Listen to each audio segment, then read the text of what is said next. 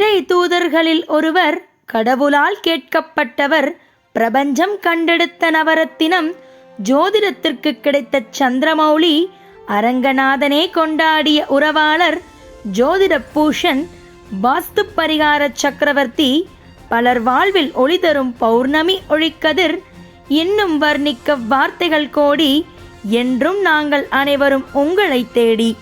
ஜோதிடத்தில் வாஸ்து ஒரு அங்கமாய், அந்த அங்கத்தில் நீங்கள் இதயமாய், அம்மாவின் காலடியில் சொர்க்கம் உள்ளது என்று கூறிய காற்று வழி சொல்லும் நீங்கள், காலடி வைக்கும் இடம் அனைத்தும் சொர்க்கமாய் மிளிர வைத்து விடுகிறீர்கள்.